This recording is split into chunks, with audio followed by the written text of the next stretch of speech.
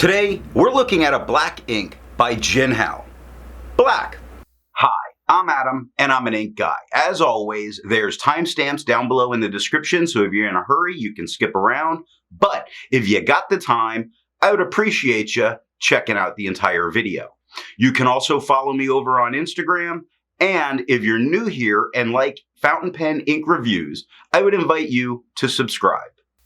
To make sure I have a range of experience with this ink, I do the writing samples. I then put the ink into this Platinum 3776 with a broad nib, wrote with it for a day, and used it to take my notes for this video. In order to have a standardization in my writing samples, I always use Clairfontaine, Tomoe River, and Rhodia paper, although I do use more papers, and those will show up later in the video. Now, let's look at the writing sample. I got sent a couple cartridges with one of my Jinhao pens, which made me go out and say, yeah, let's test it. Why not, right?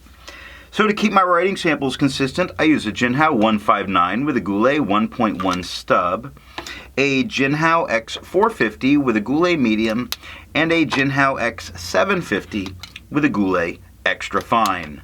Let's take a look at the Clairfontaine. We have no bleeding, no ghosting. The 1.1 has no feather spread, halo sheen, or shade.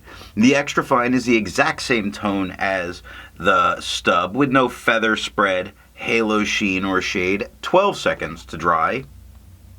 The medium is the same tone as the extra fine and the stub with no feather spread, halo sheen, no shade, 16 seconds to dry. The scrubby shows no color variations, a solid black, and we didn't get any color variation. Tomoe River, no bleeding, normal Tomoe River ghosting, with no feather spread, halo sheen, or shade in that stub. It looks good. The extra fine is the same tone as the stub, with no feather spread, halo sheen, or shade, 19 seconds to dry. The medium, same tone as the extra fine and the stub, with no feather spread, halo sheen, or shade, and 26 seconds to dry. The scrubby for both have no color variation. I didn't expect it and I didn't get it. And I'm looking back because I know I just recently tested a black that's very well established and was horrible. That Parker Quink, and yet here's that Jinhao crushing it. Rhodia, no bleeding, no ghosting. That's a transfer spot. The 1.1 has no feather spread, halo sheen, or shade. The extra fine is the exact same dark black tone with no feather spread, halo sheen, no shade, 11 seconds to dry. The medium is the same tone as the extra fine with no feather spread, halo sheen, no shade, 17 seconds to dry. The scrubby for both show us no color variation. We didn't expect it. We didn't get it. We got a good ink here. I agree with Vita that we learn a lot when we do multiple chromatographies. The one on the left is done the way it's supposed to be done. I put a line of ink down, immediately put it into water for 10 to 15 seconds. And we see this black really push its way up evenly and not travel an incredibly long distance. The one on the right, I let dry for 10 minutes before I dunk it into water. And there is a very dark, very black, very there line on the bottom. And then really not enough black is pushing up to make it black, but more a gray pushing up. Makes you feel like there may be some real hold on with this ink. Resistance tests are done to see how this ink can be expected to perform on the page, and more importantly, how hard it may be to clean from your pen. I let the smear dry for 3 days before testing it. Looking at the highlighter, I do see some on the H and both of the H's where it's feathering, and you know, that extra fine is still an extra fine. It's performing actually really well for an ink I had no expectations of. I would probably use this in a note-taking situation. Looking at the highlighter, it's surprising. You have to look at about the 10 to 11 o'clock, about the 10 o'clock position from the H to see where the dot of water was above that H2O, because not a lot of it is moved. It's really not budging much at all. Now, pen flush didn't do much more than water did. You do see it breaking it up slightly more, but not a whole lot. Takes a little bit something more here. Now, this is kind of aggressive in that way. 1/3 bleach solution is removing it from the paper, but it's leaving this kind of brown staining behind. Now, to be clear, I did need to use the 1/3 bleach solution to get that out of my platinum, but not actually out of, it didn't do anything where the feed was. I used the 1/3 bleach solution on my converter. It went in, it went out. I immediately flushed it with water and it was clear. I had no problems. So this is a very, very nice ink. It does take a little bit more to get it out, but I had no problem with the Noodler's Neponsit when it came to cleaning. I test viscosity or flow with a tilt test that I'll link the video on how I do that. Now, for the inks I've tested, I have found an average viscosity of 2.5, with the realm of normal being from 2.1 to 2.9. Jinhao Black has a viscosity of 2.26, making it normal. To find my average dry times, I use my writing samples. Now, for the inks I've tested, I found an average dry time of 17 seconds, with the realm of normal being from 13 to 21 seconds.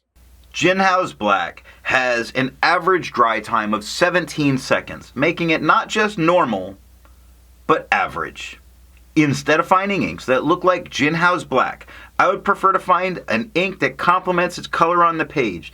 Because I was so pleasantly surprised, I really wanted to get a very nice purple. I chose Birmingham Pen Company's Andy Warhol Pop Art Purple. The second writing sample is done on TWSBI notebooks and moleskin paper, and I only used those two. There were no additional samples I did because I started out with very low expectations and wasn't thinking it was going to do as well as it did. Now, because I had such low expectations of how this ink was going to do, I actually didn't test it on as many papers. I only have 2 more papers here, one decent, one not decent. The TWSBI notebook. No bleeding, no ghosting. The 1.1 has no feather, spread, halo, sheen, and no shade. The extra fine is the same tone as the stub with no feather, spread, halo, sheen, or shade, and 13 seconds to dry. The medium is the same tone as the extra fine and the stub with no feather, spread, halo, sheen, or shade, and 16 seconds to dry. The scrubby for both show us no color variation. We didn't expect it, and we didn't get it. We've gotten a very good ink so far. So, what about moleskin? Well, the medium didn't do too well. It's really coming through, but it does not touch the page underneath. The extra fine is coming through, not touching the page, but both of those are leaving for quite a bit of ghosting as a result of that, which means you can't use the back of the page if you wanted to.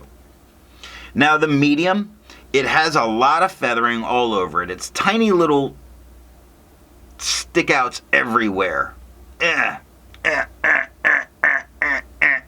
All over. Yeah, it's bad. But more problem with the paper than it was the ink.